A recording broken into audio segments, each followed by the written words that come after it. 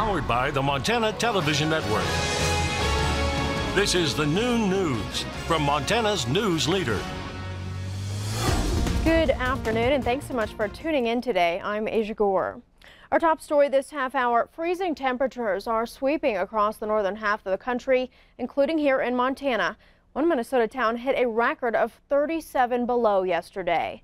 CBS's DeMarco Morgan is in Pennsylvania, where more snow is piling up on the 5 feet that's fallen since Christmas Eve.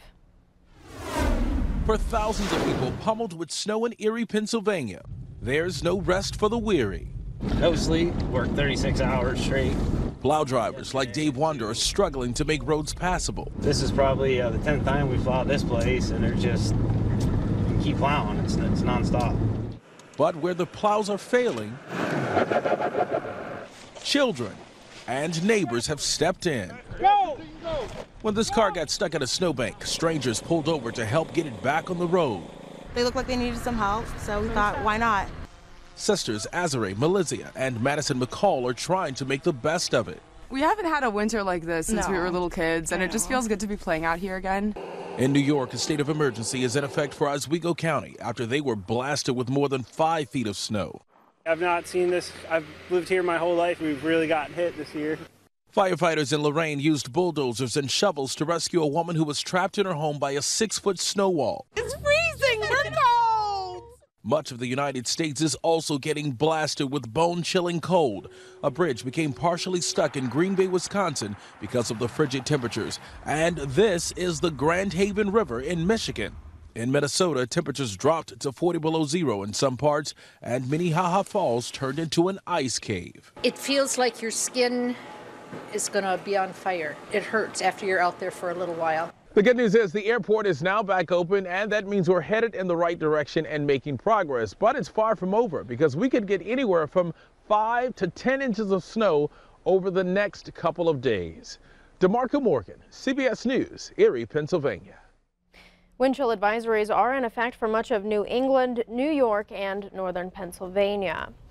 We turn now to the weather scene with Ed McIntosh, where these conditions aren't just uncomfortable, they could impact our traveling. Yeah, quite a bit. In fact, already have, Asia. We've seen quite a bit of activity over into the western portion of the state, and particularly this morning in this region from around Missoula, Helena south, including Butte, Bozeman. Quite a number of slide-offs in that area and stranded motorists as well. And the conditions will just get worse, not only in southwestern Montana, but across the entire region. As we get into the next couple of days, snow accumulations will be particularly heavy in central and western Montana, 8 to 14 inches possible in some of the lower elevations. And even though it could be a little lower as far as snowing in eastern Montana, there's bitter cold temperatures to go around with very frigid wind chills. And frostbite and hypothermia are real concerns. And as you mentioned, whiteout conditions, blowing and drifting snow could cause some real travel hazards. Going to talk more about that with weather coming up. Thanks, Ed. We'll take a closer look.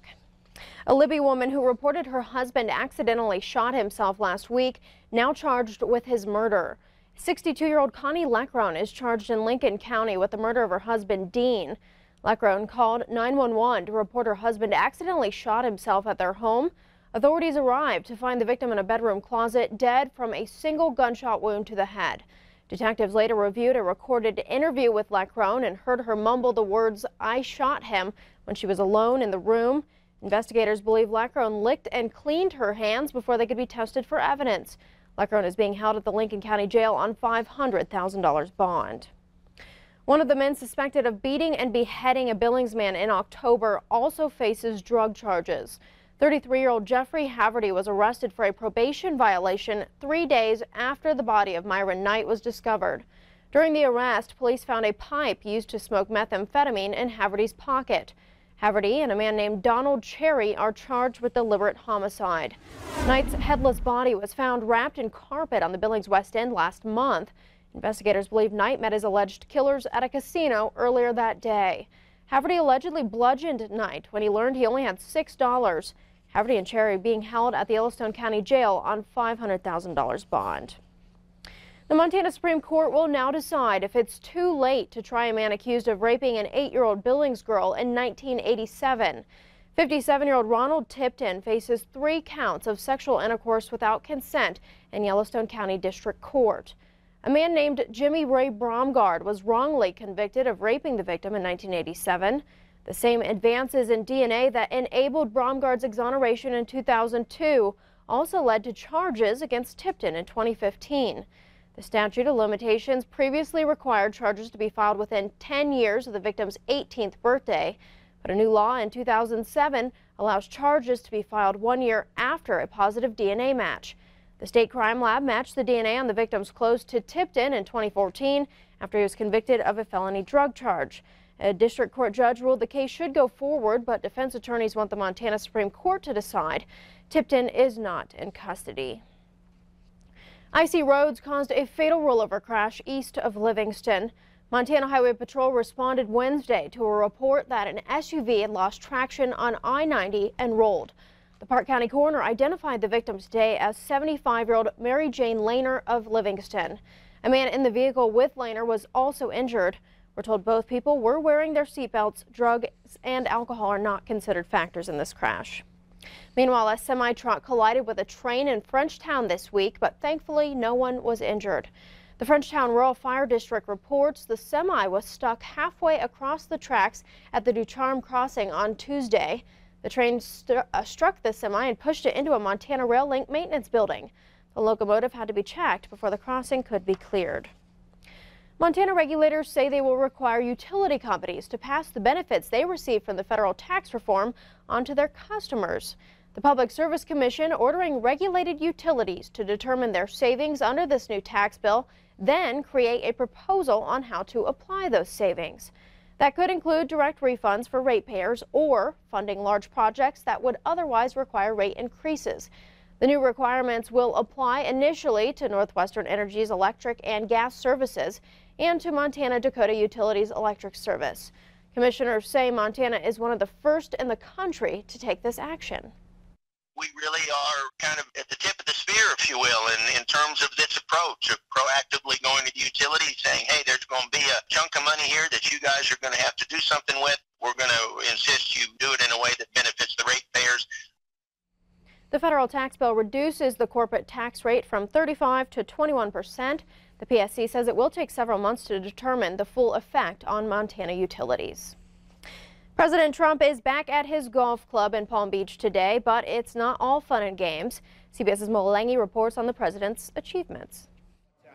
We want to give these people credit for the great job they do. So thank you all very much. President Trump visited firefighters in West Palm Beach Wednesday afternoon, thanking them for their service. He also paused to pat himself on the back. The country is really, it's a big, big, beautiful ship that we're turning around. We have signed more legislation than anybody. We broke the record of Harry Truman. A CBS News analysis shows the president has signed more than 90 bills into law since he took office.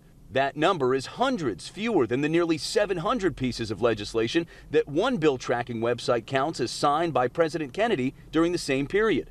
President Bill Clinton and George H.W. Bush also signed more than 200 bills into law during the same time. Mr. Trump also took to Twitter, taking credit for an 83% increase in arrests for members of the MS-13 gang and reducing the number of ISIS fighters from 35,000 to 1,000 since he took office. Fresh off his legislative tax victory, President Trump plans to hold a strategy session with Republican congressional leaders at Camp David the first weekend in January. Spokesmen for both Senate Majority Leader Mitch McConnell and House Speaker Paul Ryan confirmed they will attend. The president is hoping to notch more legislative achievements leading up to the midterm elections. Lawmakers face a number of issues when they return to Washington, ranging from immigration to the budget. Mola Lengi, CBS News, the White House. Congress will take up the issue of infrastructure in the new year. Still to come on the new news, a terror attack in the Middle East leaves dozens dead, including children. We'll take you there. But first, Ed has our weather forecast. Stay with us.